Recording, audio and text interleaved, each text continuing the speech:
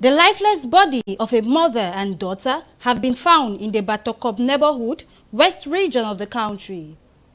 The Minister of Higher Education, Jacques Famendongo, has called on university lecturers to consolidate peace in state universities. And out of the country, President Sall has called on the World Bank to implement emergency response policy. This and many more will make up today's edition of the English Newscast.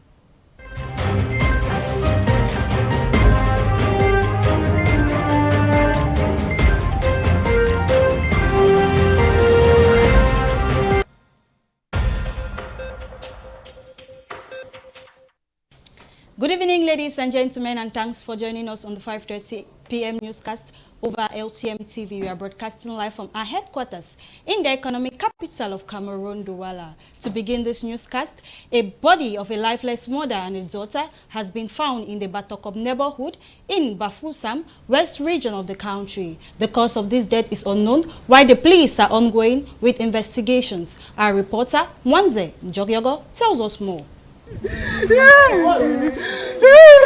Chuejo Rosaline, aged 70, and Nico Yvonne, aged 44, were lastly seen on March 19, 2022 at their residence at Batokop, a neighborhood in the town of Bafoussam. 3 days later, it's the presence of flies around the deceased home which draws the attention of the co-wife of Madame Nico, who therefore alerts the inhabitants of that neighborhood. Once the neighborhood alerted, they all rushed to the deceased home, where upon opening the door, they find the mother and daughter on the bed and their bodies in an advanced state of decomposition. Elle est venue ce matin. My sister-in-law came in this morning and I told her that I have not yet seen Madame Rosaline and Madame Yvonne, and she asked me in return, how come? Where have they gone to? In using the road along their home, I saw flies and I called my sister-in-law to see what's going on, and we both agreed that something was wrong. We then called the firstborn child of the deceased and he came. After we called on the neighbors and we all came to the deceased home, and we discovered that the door of the house was not locked. We then entered the house and saw the lifeless body of the mother and daughter on the bed. By the inhabitants of that locality of the situation at hand, the first research unit of the National Gendarmerie of Batokop went to the scene alongside with the medical examiner. The cause of death of the mother and daughter remains unknown, and investigations are ongoing by the forces of law and order. Still in the west region of the country, the population of Bangu have denied the decision by the Minister of Territorial Administration to install an interim king to rule the people of Bangu. Grace Mabia for the details.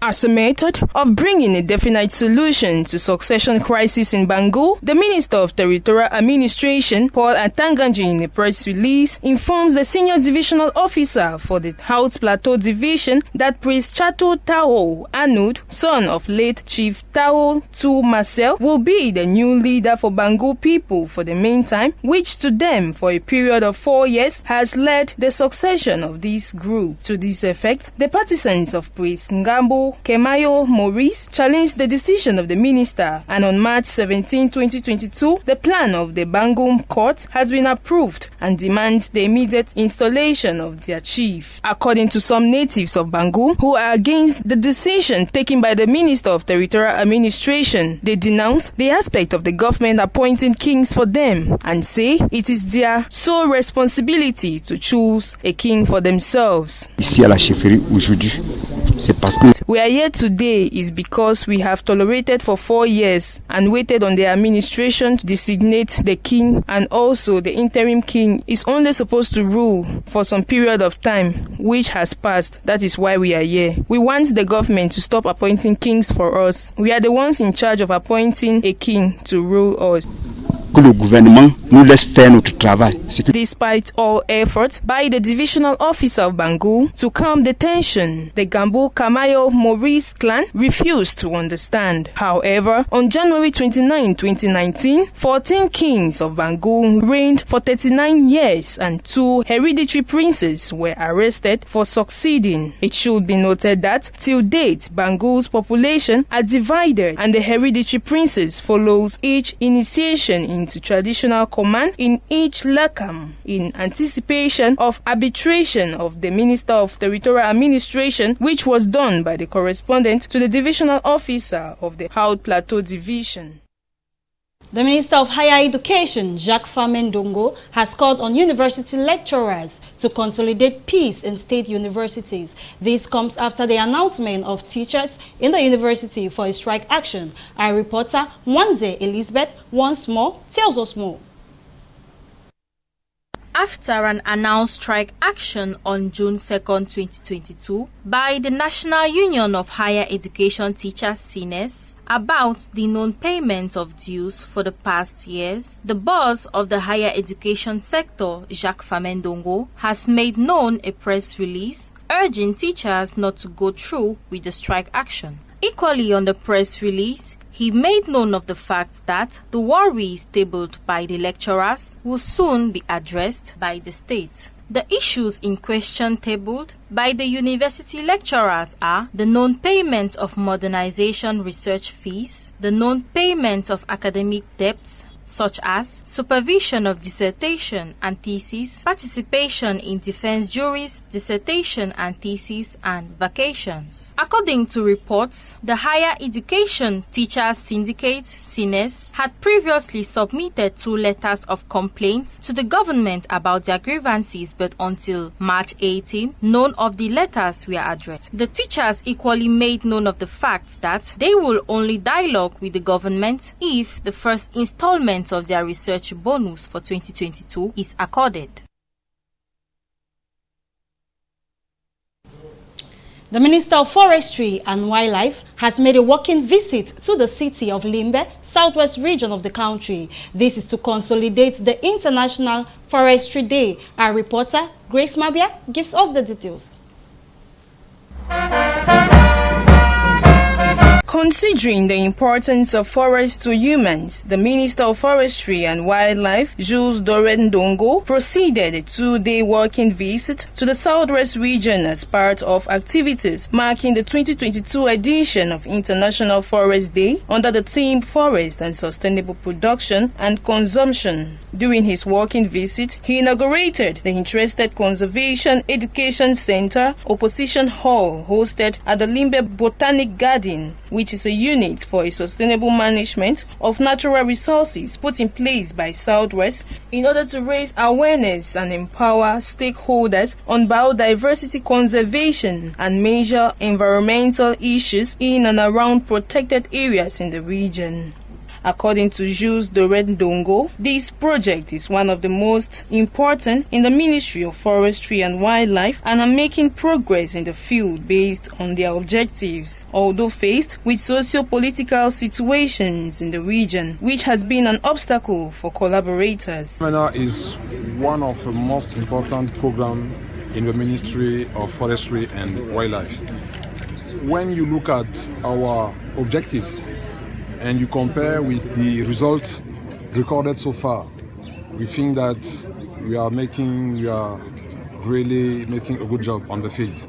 Because looking at the aspect of biodiversity conservation, the program has done a lot. As a result, this unique center in the entire region will enable the Limbe Botanic Garden and other protected areas implement one of its major activities, valorization and promotion of protected areas through conservating education and of the general public with special focus on youths. The inaugural ceremony was followed by steering committee meeting to ensure sustainable management of natural resources, review the recommendations of 2022 2021, such as the achievements of Phase 4, including work plan budget for 2022. It should be recalled that this bilateral cooperation project, financed by the Republic of Cameroon and the United Kingdom, is composed of 2 offices, 1 exhibition hall, 1 conference room with 45 to 50 capacity places, a medium-sized meeting hall of 25 places, and a small meeting room. However, this event comes at a time when sustainable forest management and other issues are at the heart key global issues, including deforestation, forest degradation, climate change, poverty elevation, food security, and health equity. Over 30 couples have tied the nuptial knot in the southwest region of the country, precisely in the Limbe 1 Council. This was during a ceremony organized for marriages in the Limbe 1 Council to encourage couples to legalize their union. Our Southwest Bureau Chief, Pelajinanji, gives us the details. We have monogamy, separate property. The mayor of Limbe 1 Council, Epo Simboye, has been resolute in putting an end to the high rate of cohabitation in her council area. This is done through the organization of mass marriages. This was the case once again over the weekend when Mayor Florence Epo Simboye celebrated the marriage for 38 couples free of charge. The mayor opines that the raison d'etre for these mass marriages to legalize the union between men and women who have been cohabiting and prevent any problems that may erupt from such unions. So many families are suffering today because they are staying together, they have children, but no marriage certificate. And tomorrow when there is a problem in the home, the man will say, after all, you can go your own way. Do we even have a marriage certificate? So, secondly, children out of wedlock, 60% of them suffer a lot because the parents were not legally married. The newly wedded couples appreciated the council for this great move, enabling them to legalize their unions and said their desire to continue trusting the council. In the one council, they are very, very moderate when it comes to marriage. They do the things very, very well. Yes, they are not people who are looking for finance or what. They just want to make the marriage. So they are not like other councils. Others still lagging behind have been encouraged to toe the same line. So I'm encouraging the legality of signing of marriages so that this certificate will go a long way to help both of them. And secondly, to process a document when that child gets to class 6. You, the father, you need to recognize a child. You start now from going to high court for court judgments and so on. I don't think financial problem is a problem. Maybe it is because they are not aware. Maybe they thought it's really expensive to sign. Marriage is free.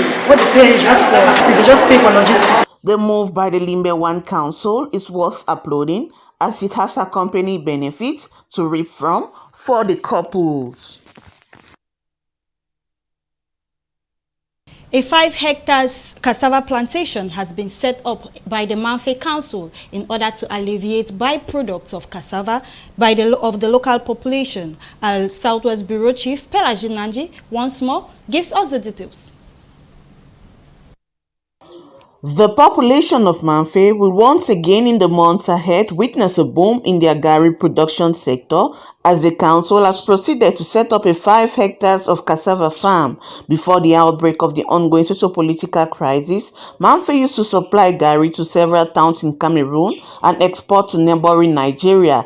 The crisis brought a drastic decline in the production of this food, considered a staple meal for the people in this area, and witnessed an increase in the price, thus making it difficult for the ordinary Manfe man to afford. Cognizant of these challenges, the mayor of Manfe and his team proceeded to open a cassava farm to ease the cultivation and processing of the various byproducts from cassava. This project will go a long way to alleviating the living conditions of the people of Manfe and increase their purchasing power. I think that with cassava, from the stem to the leaf, we'll make use of it. We'll make use of, we'll have gari, we'll have water fufu, we'll have starch, we'll also use the leaf for vegetable. This has also given me the opportunity to employ more than 200 youths within my municipality. This 2022 in my budget, I have allocated 20 million over 30 hectares of cassava farm. This 5 hectare of cassava farm is the first phase of the envisaged 30 hectares of farm that will be set up in the year 2022. Ladies and gentlemen, we now take you out of the country where underground water to alleviate water scarcity in dry regions in Kenya. Courtesy African News. As Kenya marks Water Day under the theme Groundwater, making the invisible visible, climate change, unpredictable weather patterns and low rainfall mean surface dams are no longer reliable sources of domestic water. A new UN report highlights how the development of groundwater access can help alleviate water scarcity in drought-prone regions. Right now, the most reliable source of water is groundwater. And like you see, drilling is an exercise that takes only a day. A day and you have water. Apart from, spending about a month constructing a water dam and then it becomes dry. In the remote village of Mwangulu in Kwale County, people have to walk 3 kilometers in search of water along dry riverbeds. The engineers here are expecting to access groundwater found 3,000 meters below the surface, and projects like this could change their lives. That is a very big irony that somebody would need to walk 3,000 meters and yet there is water just 30 meters below their feet. And so this is something that if possibly we could be having a good mechanism and frameworks put in place, we will be having a solved problem of water in our rural areas, especially in places where rainfall is a problem. Drilling a borehole costs an average of 1.5 million Kenyan shillings. That is a little over $13,000 US. When water is not piped to the home, the burden of fetching it falls disproportionately on women and children, especially girls.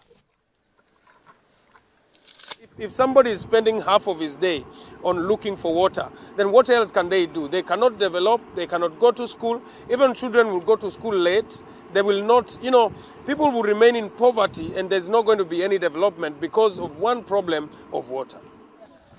A core focus of World Water Day is to support the achievements of Sustainable Development Goals number 6, water and sanitation for all by 2030.